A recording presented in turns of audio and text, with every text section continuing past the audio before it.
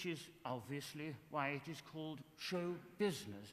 But there are many people who take it far too seriously, and that is why I began.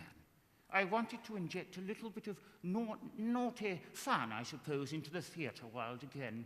I'm fortunate and naughty because I've been involved in show business all my life and go to most opening nights in London, which really is rather thrilling.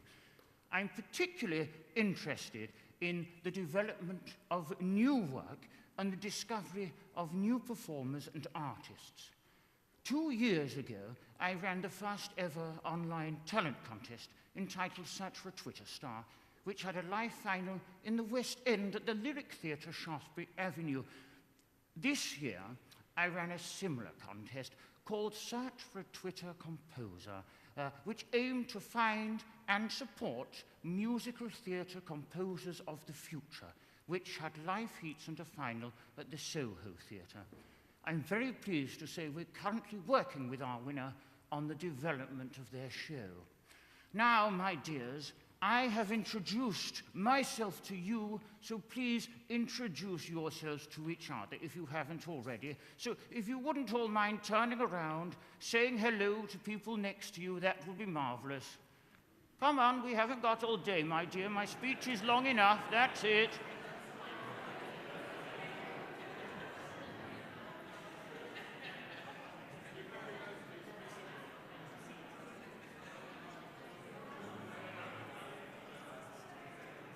Wonderful. Bravo, thank you, my dears. So now we are all friends. I tell you, it is extraordinary how quickly an acting company has to get along and trust one another.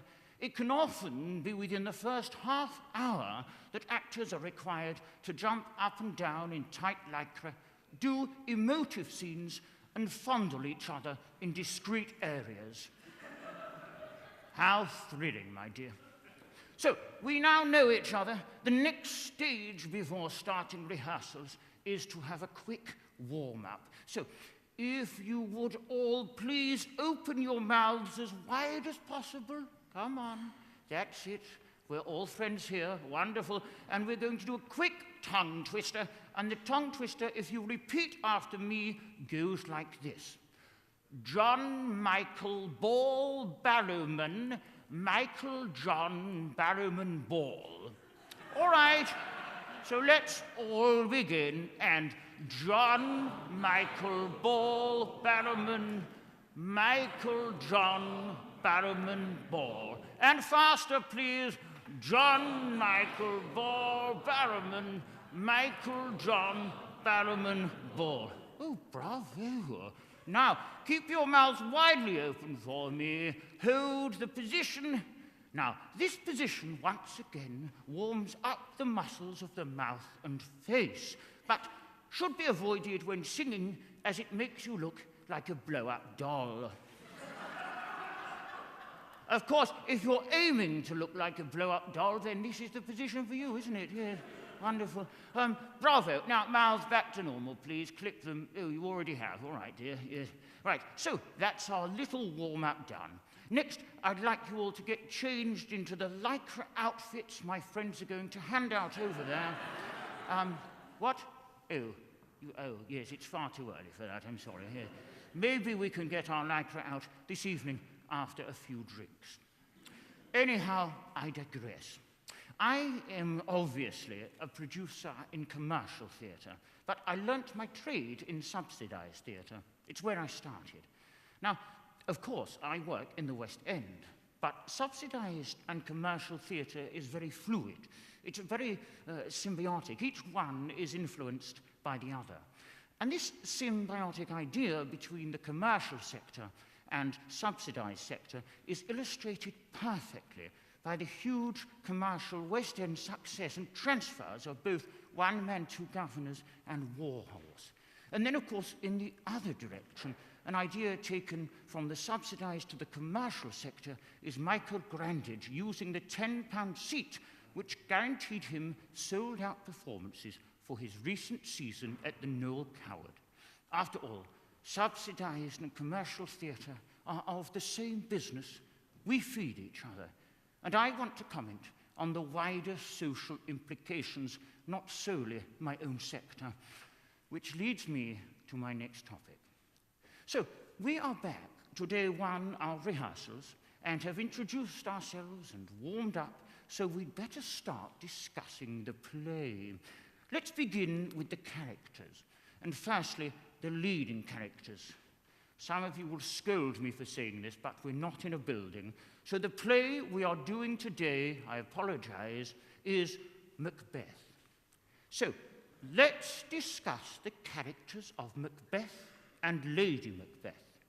We're very fortunate, actually, that we have two rather new performers who both show a great capacity at acting, particularly in front of rather large, well-respected audiences. So, playing Lady Macbeth at the moment, at present in our climate, we have an actress called Maria Miller. And playing Macbeth, we have someone called Ed Vesey. Now, Lady Macbeth is a part that requires lots of skill, stamina, a persuasive nature, and a capacity to be lovely to all the proper people, but with the prime purpose of progressing her own motives, which Maria Miller, in my idea, does perfectly. To me, Ed and Maria, just like any politician, are not too full of the milk of human kindness, which makes them the perfect casting for these tragic characters. Right, let's get this page over. Here we go. Maria, just like Lady Macbeth, has been cleverly using her daggers to savagely cut whatever stands in her way. And for Maria, her daggers have been cutting arts funding. Let's briefly look back at Maria's maiden speech, where she seemed to be trying to appease the arts by giving us the chance to make an economic case for the sector. But of course, this was just plain foolish, as unions and organizations have been doing this for years. It strikes me that there is a severe lack of understanding from our culture secretary, and like Lady Macbeth, Maria Miller is sleepwalking to disaster. Art needs funding, it needs finances, and in return offers rewards in other ways. If what Miller proposes is that all art must play its part in economic recovery by providing profitability, I'd like to know how this is to be achieved. By more expensive theatre tickets, smaller show budgets, or simply fewer shows? I personally do not know and cannot offer the answers. But what I can say to our actress playing Lady Macbeth is by asking us to only produce profitable theatre, subsidized theatres are being stifled. And like Macbeth, I feel it is a very sorry sight indeed. As for dear, dear Ed Vesey, bless him, he was overheard recently telling an aide that he is completely useless. I'm sure many would agree. Macbeth talks of his vaulting ambition, which overleaps itself and falls on the other. Certainly, Ed's ambition seems to have made him rush ahead without any real thoughts of consequence whatsoever. You may recall that earlier this year, there was a report sent to Ed Vesey about how arts cuts are curtailing new writing.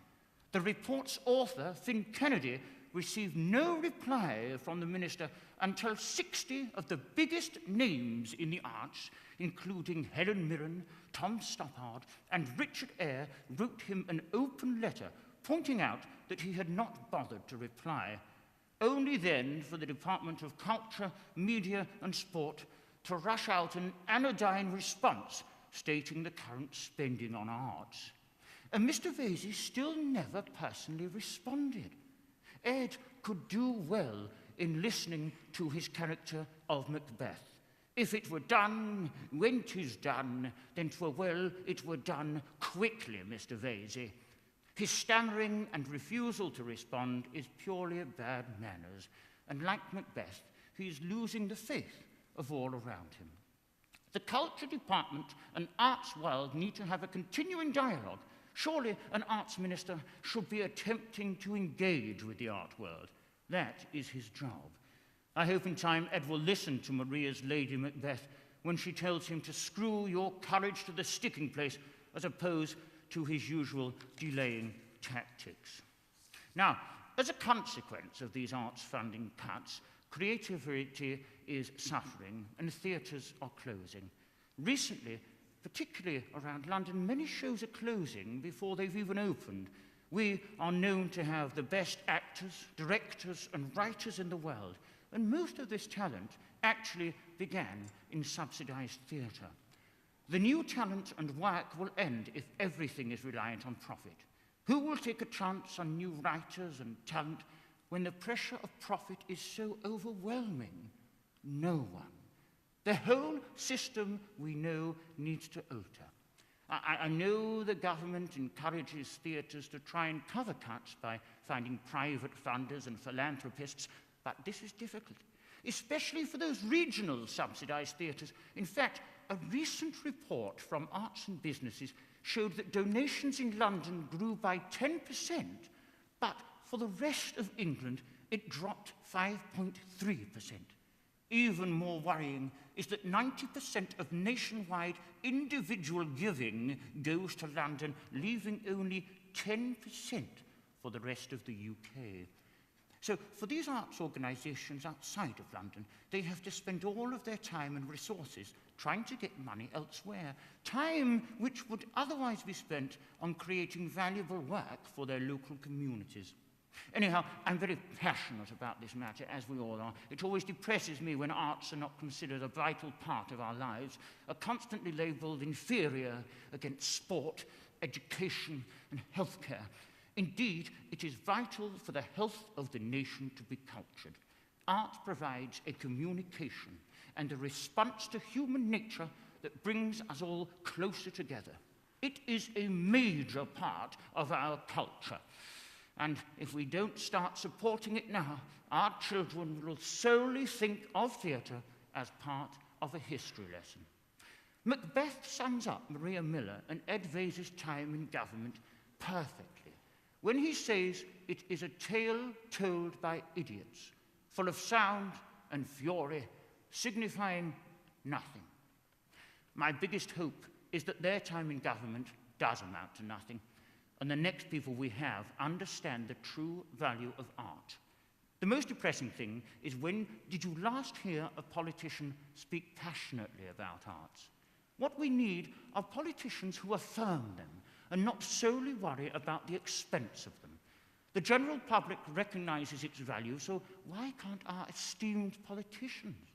The time has come that as artists we must fight and not be disposed of as an unnecessary expense. We are an asset to the country and have a worldwide reputation. Our actors are international ambassadors, and the art we produce is an international commodity. And without the support of an understanding government, our place in the world as leading creators of arts and artists will fall. What we need is someone like Jenny Lee. I don't know if you remember Jenny Lee. She was arts minister from 1964 to 1970. She was, like Maria Miller, a female Labour minister, but unlike Miss Miller, Jenny was admired and loved by the arts community. Lee was a passionate supporter of the building of the National Theatre. She believed there was a danger in politicising funding for theatre, as this leads to what she called a stagnant art. Jenny, being a socialist, recognised the social value of theatre, unlike current politicians who see the cost of everything, but not the value. She showed that politicians actually can be good news for the arts if they understand and have a passion about them, and that is what we need again. Someone who wants to save arts and not merely squeeze every ounce of profit out of it. Of course, the most frightening thing about withdrawing and diminishing support for the arts is, once it's gone, how on earth do we get it back? Anyhow, I must move on to other matters, otherwise Luke will whip me. Right. So, back to our first day of rehearsals. And day one, it is usual that the producer will be there walking around in his mink coat and surveying the wonderful team he has assembled. I don't walk around in mink. Mine tends to be a far subtler and cheaper outfit, as you can all see. So, let me talk about producing briefly. Producing is a risky business, now more so than ever.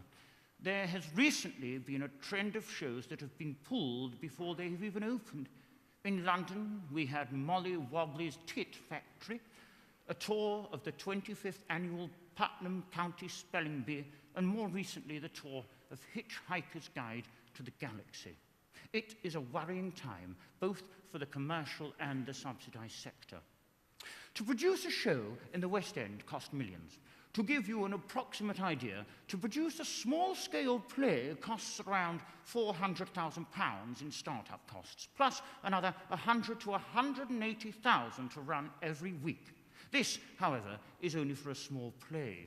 For something like a large musical, it is excessively more. An average musical in the West End will cost around 3 to 5 million in initial investments, plus the extra weekly costs of contractors and theatre rent. If we take a look at some more recent shows, we can see how prices seem to rise on a yearly basis. Charlie and the Chocolate Factory cost around 10 million, Matilda around 7 million, and the new X Factor musical is costing around 6 million, although obviously this is just a drop in the ocean for lovely Mr. Simon Cowell. With such huge money needed to start a show, you can see how easy it is to lose it. Take Viva Forever. This show opened with a 4 million advance and seemed to have all the traits of a successful show, but closed a few months later at a loss of 5 million. Betty Blue Eyes cost around 4 million in initial investments, but sadly lost several thousand more. It is a very risky business. And when the stakes are so high, producers and investors have to do all we can to maximize profits. Of course, profits in the West End, or any show, in fact, is actually very rare indeed. A show that only covers costs or makes a small loss these days is even considered successful. However, I am pleased to report that in 2012, West End theatre revenues were higher by 3.1% than the year before, to 528 million, and there has been year-on-year growth for the past 8 years. Now, I am often asked, how do I decide on what show I'm going to produce? Is it the script, the music, the venue, or the stars? Truthfully, it is all of those things mixed with a strong feeling in my gut.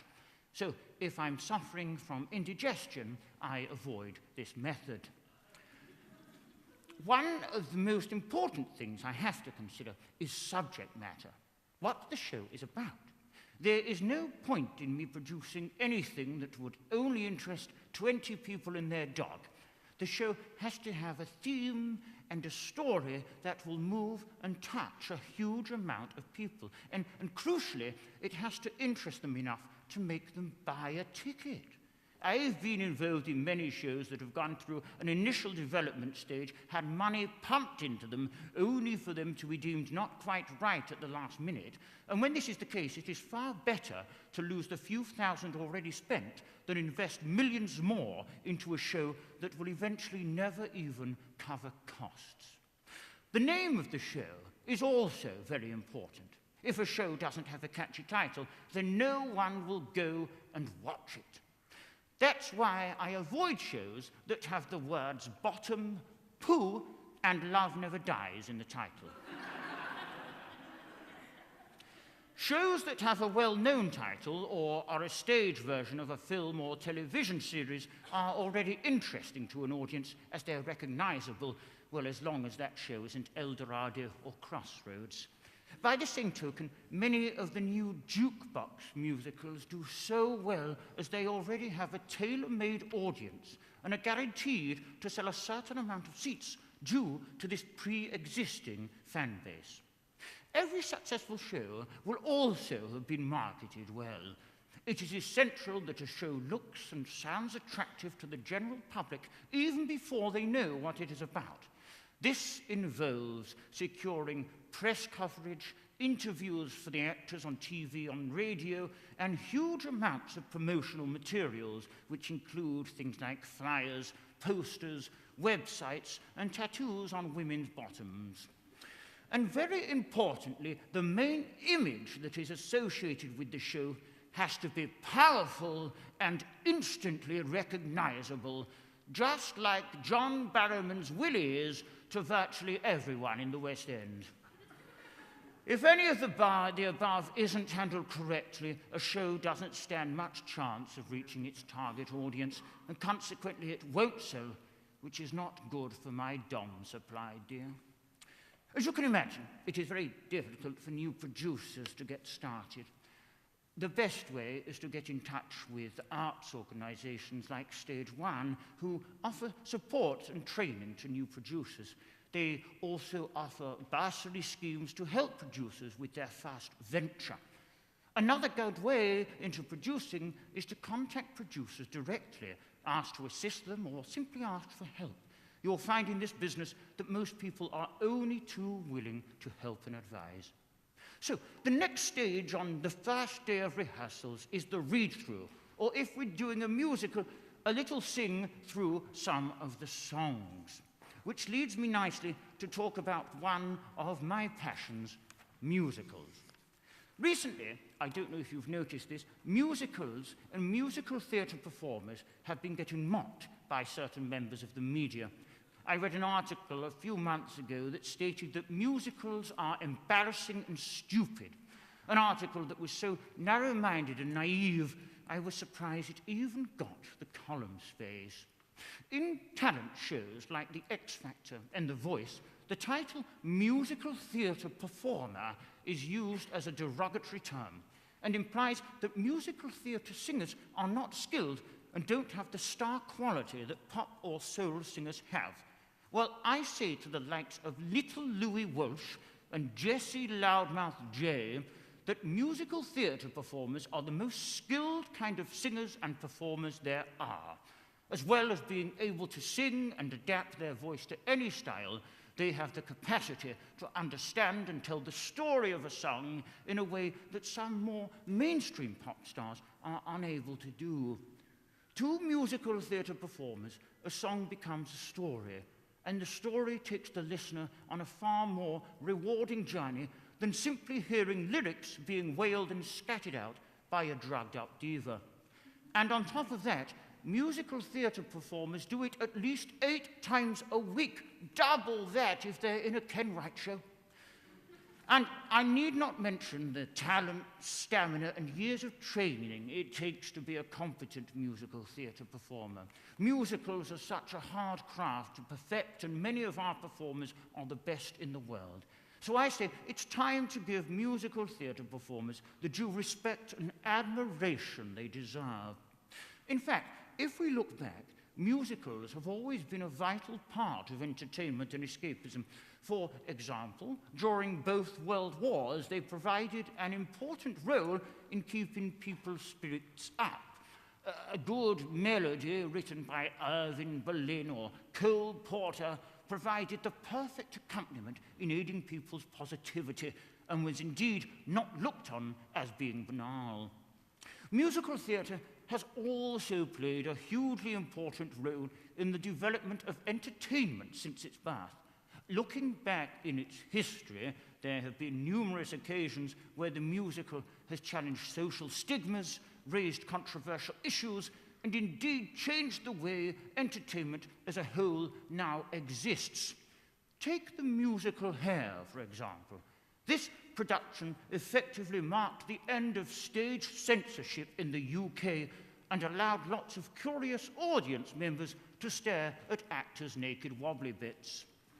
Right, I'm aware of time, so I must move on. There are so many wonderful speakers and events happening today, I can't hold the proceedings up for much longer. So, I started my speech as the first day of rehearsals, and I will end it as a company note session. My first note is to the National Theatre. I must admit, I was thrilled when I heard the news about the new ruler of the National Theatre. My colleague told me that Ruthie would be taking over, and I was overjoyed that a woman of such skill, passion, and musical theatre experience was going to be running it. Of course, I was then informed that it wasn't Ruthie Henschel at all, but Rufie Norris, that tall man with the lovely tight black perm. Rufus It is. It's lovely, isn't it? Rufus Norris is a marvellous choice. He is a very exciting successor to Nicky Heitner. I know many people who have worked with him and claim he's the best director they have ever worked with. And I, for one, am thrilled that someone who wasn't educated at Oxbridge has made it to that prestigious position. And also that he actually used to be an actor, just like dear Larry. Actor directors and actor managers always seem to have a greater understanding of the whole process as they've been on the other side themselves. In fact, I always think that directors who have never acted should bloody try it so they get to understand it from both sides. Personally, I think it's about time we all saw Nicky Heitner giving his Nancy. So, do you agree? Yes, good. So, to Rufus, my one request to you is that you try and make our National Theatre truly national. Do co-productions with theatres around the country. Develop and support the work of other theatres and allow more work from other subsidised theatres to shine at the National. Listen and watch work that is being done beyond London. Collaborate. Create partnerships. Co-produce a piece of work with all the major producing theatres up and down the country, a project that utilises the best of every area. I know Warhorse is touring, which is wonderful news, but the time is now right that the National tours with other companies. Why not invite the cream of national talent together to create at the National and make it not a national theatre that just creates work in London, but one that creates work nationally? Now, that really would be thrilling. Finally, and this really is finally, I have a few notes for actors. There is a saying that there is no business like show business. Perhaps not, but there are professions that offer bigger salaries, a company car, a rewarding pension plan, promotions, holidays, a staff Christmas party, a big office and company shares. The perils and problems of being an actor and surviving in this industry, in whatever capacity, get tougher by the year. Every year, there are another select breed of twirling, ball-changing, gurning, and dribbling new graduates from not just only London, but the world. Add to that the influx of people who enter the acting business without training, and the competition for work each year increases dramatically. And that is why it's so hard. There is no definite qualification for being an actor.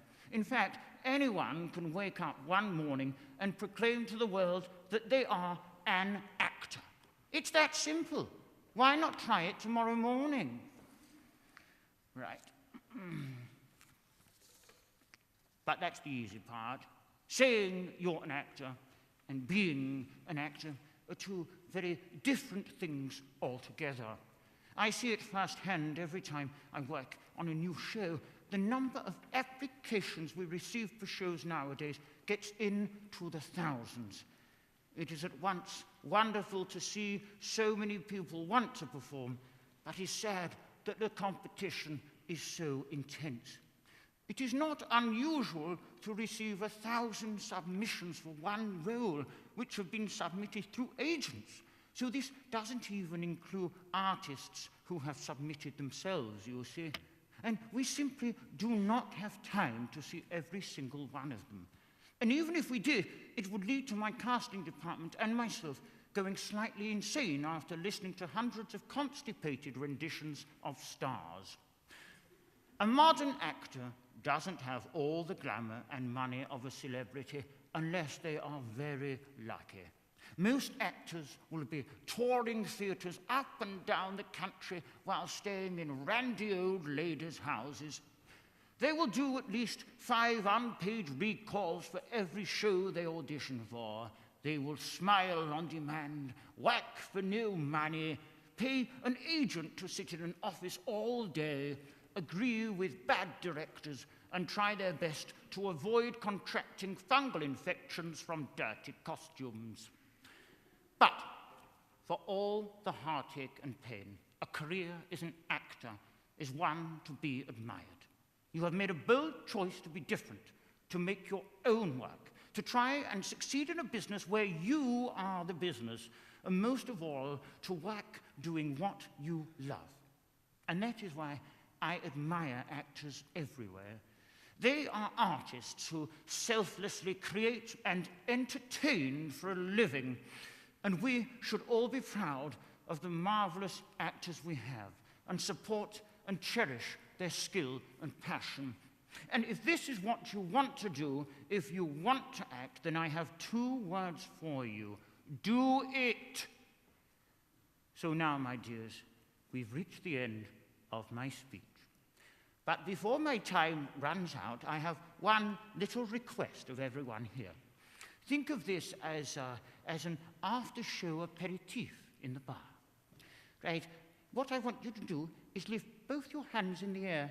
Come on, both your hands in the air, everybody. That's it, wonderful. Okay, now spread your fingers. That's it. Sway them side to side. That's it. And voila, you are displaying your jazz hands. Excellent. So, if you ever feel down, display your jazz hands. If ever you feel upset, do a sneaky little ball change.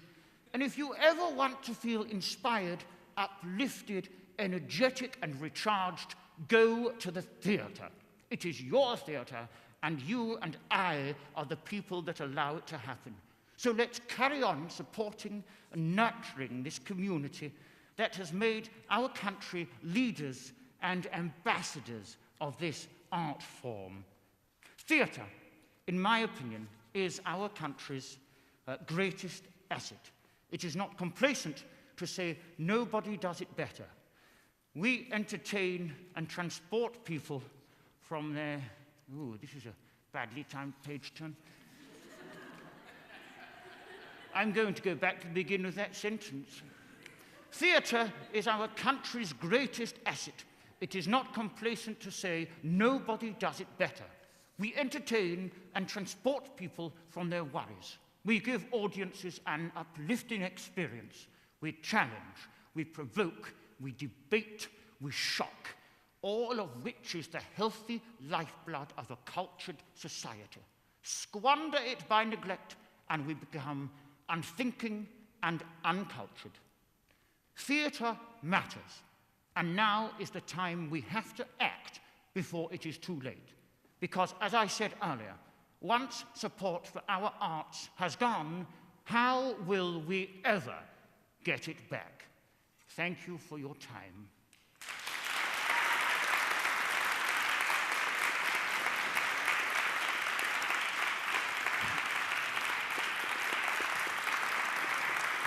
Thank you very much. Thank you, Jim. Once again, West End producer, everybody. I have to say, I think I've sussed him out, the disturbing rubbery face. It's Andrew Lloyd Webber, isn't it? That's who it is. We move on.